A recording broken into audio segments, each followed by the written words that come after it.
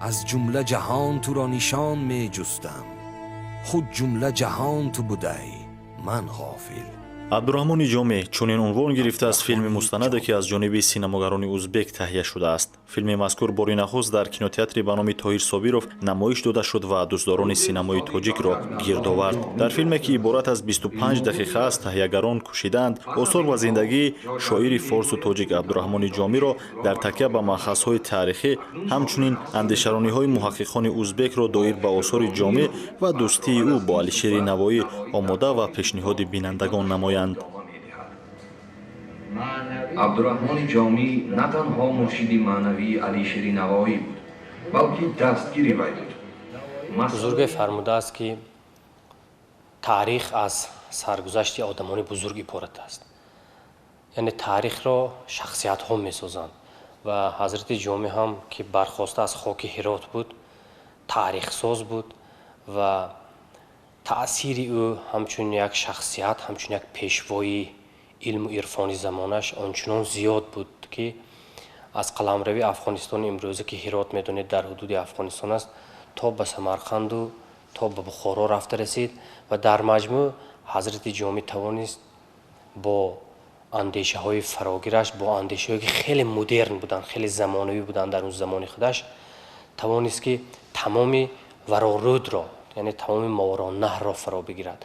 و این فیلم هم اصلا هدف همین فیلم اگر با یک جمله بیان کردن شویم همین است که بار دیگر با امروزیان پیام رساندنی است. کارگران مسئولانی که این فیلم روی اکران آوردن، هدفشان، پیامشان این است که واقعا هم شخصیت های بزرگ جامعه می سازند. با سیما و آثار عبدالرحمن جامی بیننده تاجیک هنوز از زمان تحصیل در مکتب میانه آشنا می باشد. همین بود که هنگام تماشای فیلم حاضرین در تالار هر نما و سخن تهیهگران را درک می‌کردند. اینچنین تمام فیلم با زبان تاجیکی تهیه شده است که بیننده تاجیک هنگام تماشا و مشکلی ترجمه زبان دچار نمی‌گردد.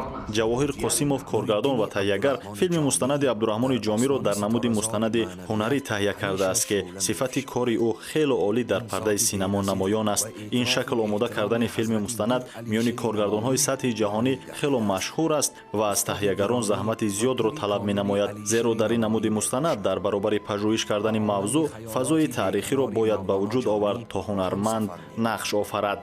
واقعا انا همون دوستی علیشیر نوایی و استاد عبدالرحمن جامی بودند که امروز ما توانستیم یعنی پیام فیلم همین گونه بود. پیام فیلم همین گونه بود. یکی از پیام‌های اساسیش همین بود که امروز توانستند دو راهبر این کشوری که بعد از چقدر جدایی‌ها، بعد از زمان استقلالیت ما نتوانستیم با هم بیاییم و خوشبختانه سال 2017 توانستند این دو سران دولت با هم بیایند و حتی یادآوری هم شد در فیلم این چیز که یعنی از سخن‌های جامی، از سخن‌های علیشیر نوایی گرفته این سران دولت با هم آمدن و سبب اساسی این دو مردی چندین صد ساله ها پیش بود که امروز ما با هم آمدیم. تشکر به سینماگرای ازبک، تشکر به تمام مردم برادرای ازبک و تشکر به کلی اون چی میگن نفرانی که در این فیلم سهم داشتن. بیننده هنگام تماشای فیلم مستند عبدالرحمن جامی درک میکند که هدف از ساختن چنین فیلم این باز هم مستحکم نمودن دوستی میان خلق‌های تاجیک و ازبک می باشد.